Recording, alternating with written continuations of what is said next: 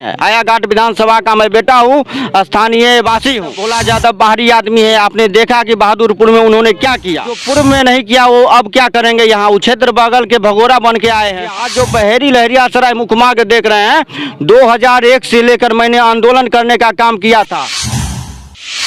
नमस्कार, मेरा नाम नफीस करीम है। आप देख रहे हैं नैतिक समाचार। बिहार में चुनावी संग्राम शुरू हो गया है। ऐसे में सभी प्रत्याशी अपनी चुनावी तैयारी में लग गए हैं। आज हमारे साथ 84 हायाघाट विधानसभा से निर्दलीय उम्मीदवार चिंटू सिंह जी हैं। हम इनसे बातचीत करते हैं और आज इन्होंने अपने चुनावी कार्यालय का उद्घाटन किया। इनसे बातचीत करते हैं कि इनका चुनावी मुद्दा क्या है, किन मुद्दों पर ये चुनाव लड़ेंगे।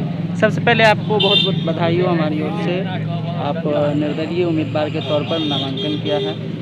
बहुत बहुत धन्यवाद आपको, और मैं नैतिक समाचार चैनल को भी मैं धन्यवाद देता हूं।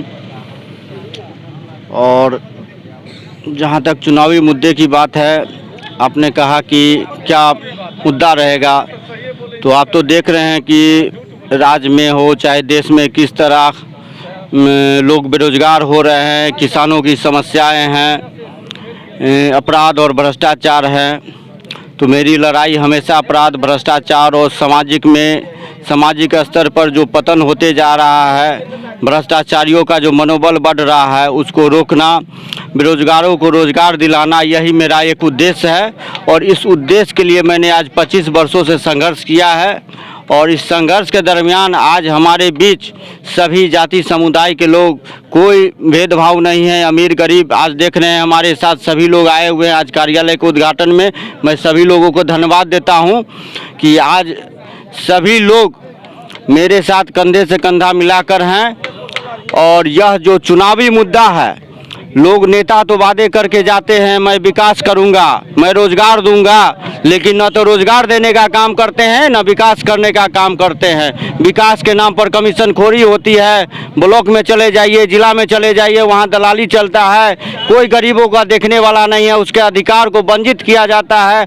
मतदाता अपने मतों का प्रयोग करते हैं, नेता को चुनकर भेजते हैं, और वह नेता सिर्फ कमीशन खोरी में व्यस्त हो जाता है, गरीब जनता को देखने के लिए नहीं आता है। तो मेरा यही मुद्दा रहेगा कि सबसे पहले हायाघाट विधानसभा क्षेत्र में एक मैप बनाकर उसके विकास के जो गति है उसको पूरा करना है। और तमाम मतदाता और जनता को साथ में बैठाकर उनकी क्या मांग है, उनके साथ में बैठक करके उनके प्रस्तावों को जो है मैं पारित करवाने का काम करूंगा। समाज में कोई गलत काम होता है, अपराध भ्रष्टाचार होता है, तो मैं समाज के लोगों से, मतदाताओं के मदद से मैं उसे रुकवाने का काम करूंगा। जो बेरोजगारों की समस्या है, बेरोजगारी, तो हम लोगों में यदि आत्मबल मजबूत रहेगा तो मैं बेरोजगारी दूर कर सकता हूं। सरकार का एक से एक योजना है, KVIC के द्वारा, प्रधानमंत्री लोन के द्वारा, तो यह एक विकल्प हम लोग बन के आएंगे। और हायाघाट विधानसभा पूरे देश में एक नंबर पर अव्वल आएगा, जिसका कि देश में जाना जाएगा कि हायाघाट विधानसभा क्षेत्र के नाम से। क्या लगता है, दो बड़े गठबंधन के दो उम्मीदवार हैं, ऐसे में आपके सामने कैसी चुनौती है? देखिए, मेरे लिए कोई चुनौती नहीं है कि यहाँ के तमाम जनता किन्हीं से पूछ सकते हैं। मैंने 25 वर्षों से संघर्ष किया है और मैंने सिर्फ सत्य का साथ दिया, न्याय के लिए लड़ा है। आज बात करते हैं, दो हमारे बीच हैं। यदि कहते हैं राष्ट्रीय पार्टी के भाजपा के उम्मीदवार हैं, एक तरफ RJD के भोला यादव बाहरी आदमी है। आपने देखा कि बहादुरपुर में उन्होंने क्या किया, और वह क्या कर सकते हैं यह भी आपको पता है। जो पूर्व में नहीं किया वो अब क्या करेंगे। यहाँ उक्षेत्र बगल के भगोरा बन के आए हैं और मेरे विधानसभा के नहीं है। हायाघाट विधानसभा का मैं बेटा हूँ, स्थानीय वासी हूँ। तो जहाँ तक विकास की बात होगी तो वह अपना अपना सबूत दिखा दे कोई। मैंने 25 वर्षों से संघर्ष किया। आज जो बहेरी लहरियासराय मुकमा के देख रहे हैं, 2001 से लेकर मैंने आंदोलन करने का काम किया था। 2004 में मेरे ऊपर मुकदमा भी हुआ था, मैंने सड़क जाम करवाया था इस सड़क का नवीनीकरण के लिए। और मेरे ही आज भी वह पत्र लगा हुआ है, वह ये जो सड़क बना है मेरे ही आंदोलन के वजह से। सबसे पहले दरभंगा जिला में कोई सड़क बना था तो वह बहेरी लहरियासराय मुख्य मार्ग बना था, और सबसे कम समय में बना था, और काफ़ी मजबूती के साथ बना था। गुणवत्ता में कोई छेड़छाड़ नहीं हुई थी, जो कि आज आप देख रहे हैं। यही नहीं, चाहे वो बिजली पावर सब स्टेशन का मामला हो बहेरी में, या नगर परिषद का मामला हो, नगर परिषद पंचायत का भी मुद्दा मेरा ही उठाया गया था। हथौड़ी पुल का जो मामला बनता है, जब मैं लोकसभा चुनाव में घूम रहा था माननीय महेश्वर हजारी जी के साथ, तो मैंने ही हथौड़ी घाट पर कहा था, जब वो कार्यक्रम चुनावी सभा हो रही थी, तो नीतीश जी को मैंने कहा था, मुख्यमंत्री जी को, यह महेश्वर हजारी जी का ससुराली एरिया है, यहाँ के जनता की चिर लंबी मांग है, हथौड़ी में पुल दिया जाए, खरारी में पुल दिया जाए। और जब मैंने इस बात को कहा तो मुख्यमंत्री जी हंसते हुए कहा कि हमको जानकारी नहीं है कि महेश्वर हजारी जी का यह ससुराल है हथौड़ी। और तब जाके वो हथौड़ी पुल का स्वीकृति प्रदान हुआ था, और A.K. अग्रवाल जी थे, और उस समय मैंने बैठकर सारा काम करवाया था। उस समय मैं जिला संसद प्रतिनिधि हुआ करता था। हाया घाट में आप देख रहे हैं विधानसभा में 2 स्टेडियम, उस समय 2007 में मैंने 3 स्टेडियम पास करवाया था। हाया घाट, आनंदपुर और बहेरी का, जो बहेरी का राजनीति का शिकार हो गया, नहीं बन पाया, लेकिन वो दोनों स्टेडियम मेरा ही स्वीकृति का देन है, जो पूर्व मंत्री गौतम सिंह और रेणु सिंह जी मंत्री थी, रेणु कुमारी जी जो खेल मंत्री थी, उनके सहयोग से मैंने वह स्टेडियम, चूंकि मुझे विधानसभा चुनाव लड़ना था, मैंने वह पारित करवाया था। आज 2 स्टेडियम है। अब कोई जनप्रतिनिधि यह बता दे कि मैंने यह मुद्दा उठाया है। आज बहेरी के हमारे जितने भी हाया घाट विधानसभा क्षेत्र के वासी हैं, बहेरी के 18 पंचायत नहीं, पूरे 27 पंचायत का रजिस्ट्री ऑफिस को बहेरा कर दिया गया है। कहीं से उचित नहीं है। जबकि लहरियासराय यहाँ के लोग जाते थे तो रजिस्ट्री ऑफिस का भी काम कर लेते थे, और अन्य काम भी जो है, चाहे वो हॉस्पिटल का हो, चाहे वो मार्केटिंग का काम हो, वो करते थे। लेकिन किसी नेता ने बोलने का काम नहीं किया, ना तो सांसद ने बोलने का काम किया, ना तो विधायक ने काम करने का काम किया, और हाँ बहेरा चला गया। जिस मुद्दे को लेकर मैंने अनशन पर बैठा था, और कमिश्नर साहब ने वह बहेरा से तोड़ने का आदेश वह भेज चुके हैं रजिस्ट्रार पटना, और आप भी भली भांति जानते हैं वह कैबिनेट से ही पारित होगा। और मैं जब विधानसभा पहुंचूंगा तो मैं पूरे दावे के साथ कहता हूं, सबसे पहले मेरा वह प्रश्न होगा, और मैंने जो अनशन किया था रजिस्ट्री ऑफिस पुनः लहरियासराय में करने का, दरभंगा में करने का, वह रजिस्ट्री ऑफिस मेरा दरभंगा आएगा। यह मेरा वादा नहीं, मेरा विश्वास है। जिस तरह से अभी वर्तमान में सत्ता पक्ष के मंत्री और विधायकों को जनता खदेड़ रही है, ऐसे में क्षेत्र में आपको किस तरह से रिस्पांस मिल रहा? देखिए, क्षेत्र में जितने भी जनता हैं सभी मुझे जानते हैं कि मैं स्वच्छ छवि का हूं, और मैंने लड़ाई लड़ने का काम किया। कोई मेरे पीछे आया तो मैं राजनीति नहीं करने का काम किया कि अगले को आगे बढ़ा दे और पीछे से मैं खड़ा रहूं। मैं उनकी लड़ाई को आगे बढ़ के लड़ने का काम किया। लोग कहता है ना, किसी के कंधे पर जो है बंदूक रख के गोली चलाया जाता है, मैंने किसी के कंधे पर नहीं, मैंने जनता को जो है के सामने मैं खड़ा रहा। यदि गोली चलेगी तो पहले मुझे लगेगी, मैं जनता को लगने नहीं दूंगा। और मैंने ऐसा ही किया। मैंने उनका लड़ाई, खुद आवेदक कई जगह बना और कई भ्रष्टाचारियों पर मैंने कार्रवाई करवाया। आपने देखा होगा हाल फिलहाल आंगनवाड़ी केंद्र वाला, आप गवाह हैं कि CDPO पर कार्रवाई हुई। आपने देखा होगा कि भ्रष्ट DSP जेल गया। बेगूसराय का ADM मेरे ही द्वारा जेल भेजा गया। जब शिवाजी नगर प्रखंड में वारिस नगर विधानसभा में जब 6-6 हजार कुर्मी फरार थे, जिनको फंसाया गया था झूठे मुकदमे में, तो मैंने उस मामले का जो है जांच करवाकर थाने दरोगा को जेल भेजने का काम किया, DSP पर कार्रवाई करवाने का काम किया। तो आज जनता मेरे साथ है और सभी जाति के हैं। मैं यह नहीं कहता हूँ, एक नहीं, चाहे वह किसी भी जाति का हो, चाहे अल्पसंख्यक समुदाय से हो, चाहे वह ब्राह्मण समुदाय से हो, चाहे राजपूत समुदाय से हो, चाहे वह कुर्मी जाति से हो, चाहे वह यादव जाति से हो, सभी जाति के, चाहे वह दलित और महादलित हो, सभी लोग आए वहाँ। जितने भी देख रहे हैं सभी गरीब लोग, इसमें बहुत सारे महादलित लोग से हैं, यहाँ जो बैठे हुए हैं कुर्मी जाति से हैं, यहाँ पर देख लीजिए सभी यादव जाति में से हैं, और राजपूत हो, चाहे ब्राह्मण हो, चाहे ठाकुर जी हो, सभी जाति का समर्थन मुझे मिल रहा है। और सबसे बड़ी बात है कि भोला यादव बाहरी आदमी है, इनको कोई वोट देने नहीं जा रहा है। कुछ लोगों को, जिनको जो है अभी तक जो है सिर्फ जातीय समीकरण को देख रहे हैं वो लोग उनको वोट करेंगे। बाद बाकी जिनकी आंख खुली हुई है कि नहीं मुझे विकास से मतलब है, मुझे अपराध भ्रष्टाचार को समाप्त करना है, उस जाति के लोग भी मुझे समर्थन दे रहे हैं। और मैं पूरे दावे के साथ कहता हूँ 6 से 7 हज़ार यादव समुदाय का जाति का वोट मुझे आएगा, अल्पसंख्यक समुदाय में से 5 से 6 हज़ार का आएगा। और जितने भी आपने देखा होगा कि एनडीए में यदि रामचंद्र साहू जी प्रत्याशी हैं भाजपा के, तो भाजपा जदयू लोजपा उसका वोट मुझे आ रहा है, क्योंकि सभी लोग जानते हैं मैंने हमेशा संघर्ष किया जनता के लिए और जनता की आवाज़ को बुलंद करने का काम किया। और विधानसभा में मैं जनता का ही आवाज़ बुलंद करने का काम करूंगा और हमेशा गरीबों के साथ था, गरीबों के साथ रहूंगा। वर्तमान विधायक कहते हैं हायाघाट विधानसभा क्षेत्र में सड़कों की जाल बिछा दी गई है, क्या लगता है? आप क्षेत्र भ्रमण भी किए, क्या लगता है सड़कों की क्या स्थिति है? आपने तो देखा होगा पिछले दिनों मैंने वीडियो पोस्ट किया था, विधायक जी ने तो सिर्फ अपना रोजी रोटी चमकाने का काम किया, एक भी सड़क का जाल बिछा नहीं, भुगतान हो गया, काम पूरा नहीं हुआ। 11 एकड़ का जमीन अमरनाथ गामी जी कहाँ से खरीद लिए?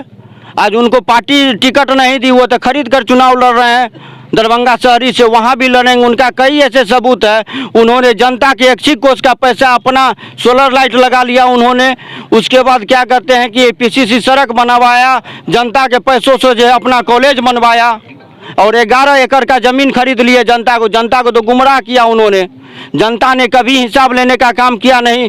इसके लिए हम लोग जनता को जागरूक करेंगे। जब मैं विधानसभा जीत कर आऊँगा तो मैं तमाम हायाघाट विधानसभा के जनता को बैठाऊंगा और कहूँगा कि यह आपका ऐच्छिक कोष का पैसा आया हुआ है, जो आपके वोट का आती है, जो आपके मेहनत का है, जो सरकार देती है, इसको कैसे चलाना है, कैसे योजना को आवंटन करना है, वह जिम्मेवारी उनकी रहेगी। और एक भी कमीशन नहीं मेरे योजना में चलेगा, जनता जो तय करेगी उसको मैं मानूंगा। और मेरे हिसाब से, जनता के हिसाब से जो है हमारा विधानसभा चलेगा, चाहे कोई अधिकारी हो, पदाधिकारी हो, थानेदार हो, चाहे बीडीओ हो, सीओ हो, जो जनता का जायज काम होगा वह जनता के अनुरूप चलेगा। यहाँ किसी का जो है कमीशन खोरी और दलाली नहीं चलेगी।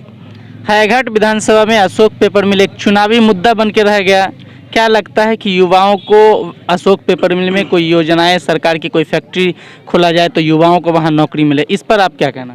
देखिए, अशोक पेपर मिल विगत 20 वर्षों से यह सिर्फ चुनावी स्टेट है, कहा जाए तो चुनावी मुद्दा रह गया है। जो नेता जो जीत कर जो वोट मांगने आते हैं सिर्फ कहते हैं मैं अशोक पेपर मिल चालू करवा दूंगा, जब चुनाव जीत कर जाते हैं अरे उसके बस का बात कहाँ है कि चुनाव जीत कर। वो आज तक जो व्यक्ति आज लाखों, 2.25 लाख 2.5 लाख का प्रतिनिधित्व करता है, यदि आज हमारा 2.5 लाख मतदाता जागरूक हो जाए तो कोई भी सरकार घुटने के बल दौड़ के आएगी और वो पेपर मिल कहीं नहीं चालू होगा।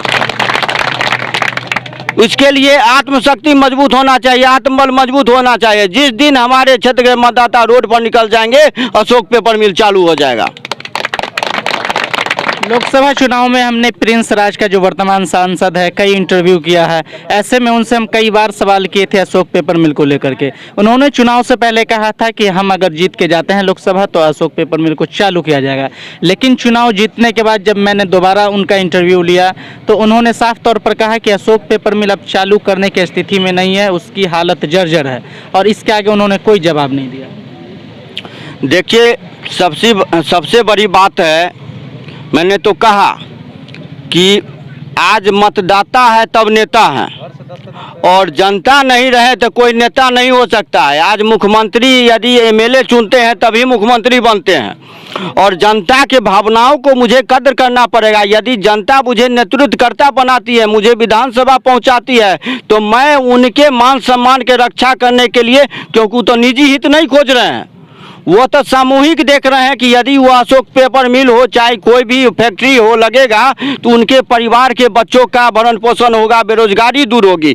यह जनता का मांग सही है और ऐसा करना चाहिए नेताओं को। यदि ऐसा रहता तो मान लीजिए 1 से 1 फैक्ट्री चालू हुआ है, अशोक पेपर मिल कौन सी बड़ी बात है। जितने मतदाता हैं यदि जिस दिन जागरूक हो गए और मुझे सिर्फ चुनाव जिताकर भेजने का काम करें, मैं 2 लाख मतदाताओं को साथ लेकर पूरे पटना को जाम कर दूंगा, अनशन पर बैठूंगा, और जब तक वह घोषणा नहीं करेगा अशोक पेपर मिल चालू नहीं होगा तब तक हम लोग वहां से उठेंगे नहीं।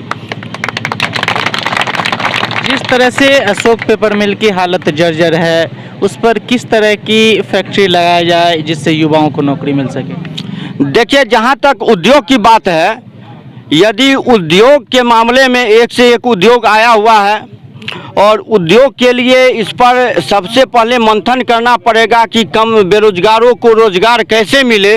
इस पर विचार करके जिस प्रकार वहाँ पर जो फैक्ट्री में ज़मीन है वह एक बहुत बड़ा कंपनी लग सकता है, बहुत बड़ा फैक्ट्री लग सकता है, जो एक नहीं 50,000 बेरोजगारों का रोजगार दिया जा सकता है। और इसके लिए तो एक मैप तैयार करना पड़ेगा और उसका जो है प्रोजेक्ट देखना पड़ेगा, किस आधार पर जो है कैसा किया जाए। और जब जनता का सहयोग रहेगा, मतदाताओं का आशीर्वाद रहेगा, तो वो भी काम पूर्ण होगा। आज के समय में कोई भी ऐसा नहीं है, जब आप देखते हैं कि किस प्रकार साइंस डेवलप कर रहा है, आगे बढ़ रहा है, तो आज तो यह जनता की मांग है। फैक्ट्री कौन सी बड़ी बात है? बेरोजगारी दूर करना चाहेंगे तो बेरोजगारी दूर कर सकते हैं। मेरे पास एक से एक है। आज 1,000 करोड़ का साल में हमारे विधानसभा में योजना चलता है। 1,000 करोड़ में आप सोच लीजिए, बाबू लोग 30 से 35% कमीशन खाते हैं, उसमें कॉन्ट्रैक्टर प्रॉफिट चाहिए, 50% कमीशन में चला जाता है। और काम जो है 50% में 30% होता है, 20% जो है। तो यदि हम वो कमीशन खोरी बंद कर दे, आप 1,000 करोड़ की बात करते हैं ना, तो 20% सिर्फ हम लोगों में बांट दें, हम युवाओं में बांट देंगे, तो मेरे विधानसभा में 200 करोड़ रुपया सालाना बचत होगा। और 200 का जोड़ लीजिए कि कम से कम 20,000 नौजवान का जो है 50,000 रुपया महीना देंगे, तो 200 करोड़ में जाके होगा। 50,000 को रोजगार दे सकते हैं, जो 50,000 का मंथली होगा। मैंने पूरा कैलकुलेशन किया है। सिर्फ एक ठेकेदार को विधायक जी दिलवाते हैं, सांसद दिलवाते हैं, मुख्यमंत्री मंत्री दिलवाते हैं, अफसर दिलवाते हैं सिर्फ कमीशन के लिए। ऐसा नहीं होगा। क्षेत्र में जो फंड चलेगा वो तमाम नौजवान युवा लोग हमारे क्षेत्र का काम करेंगे और कोई कमीशन खोरी नहीं होगी वहाँ पर। और तो निश्चित है कि यदि 1,000 में 200 करोड़ का बचत होता है तो जोड़ लीजिए, 50,000 का 10,000 युवा में बांटेंगे, 50,000 रुपया महीना एकदम मिलेगा एकदम। जिस तरह से देखा जाए, आपको कई दल के लोग, खासकर युवा, आपका समर्थन कर रहे हैं, दूसरे दल में रहते हुए भी आपका समर्थन कर रहे हैं। देखिए, मैंने हमेशा सत्य का साथ दिया, अन्याय का विरोध किया। मैंने कभी जाति, धर्म और पार्टी को नहीं देखा कि यह यादव जाति से हैं तो यह आरजेडी के होंगे, यह पासवान जाति के हैं तो लोजपा से होंगे, ये अल्पसंख्यक हैं तो आरजेडी के होंगे, कांग्रेस के होंगे, ब्राह्मण है तो कांग्रेस से होंगे, भाजपा के। मैंने हमें कभी भी जात पात का नहीं किया। और उसी उद्देश्य से जो मेरे पास आए, मैंने उनको मदद करने का काम किया। और मदद किया तो मैंने खुलकर मदद किया। यह नहीं है कि पीछे खरीद लिए चाहे कोई मुझे खरीद लिया। मैंने हमेशा ही किया, इसलिए आज सारे लोग मेरे साथ हैं। और वो लोग जान रहे हैं, सभी लोग जान रहे हैं कि मैं जिस प्रकार जिसको जो वचन देता हूं मैं पूरा करता हूं। इसी प्रकार मैं विधानसभा के चुनाव में जिस प्रकार मैं लोगों के बीच वचन दे रहा हूं कि विकास होगा और बेरोजगारों को रोजगार मिलेगा, तो मैं दावे के साथ कहता हूँ कि सबसे पहले 5,000 बेरोजगार को 6 महीना में रोजगार देने का काम करूँगा। और यही नहीं, मैंने कह दिया, मेरे विधानसभा में आप देख लीजिएगा कि जनता दरबार लगेगा और अफसर जनता के द्वार पहुंचेगा। कोई भी अधिकारी प्रखंड का हो, चाहे अंचल का हो, चाहे थाना का हो, किसी को दरबारी करने की जरूरत नहीं पड़ेगी। जो अधिकारी हैं वो जनता और मतदाता के घर पर जाके पेपर पहुंचाने का, उनके अधिकार को देने का काम करेंगे। अगर ये खबर फेसबुक, इंस्टाग्राम, ट्विटर पर देख रहे हैं तो फॉलो करें, और अगर यूट्यूब पर देख रहे हैं तो हमारे चैनल को सब्सक्राइब कर बेल आइकन जरूर दबा दें। अगर खबर अच्छा लगे तो लाइक्स और कमेंट्स करना ना भूलें।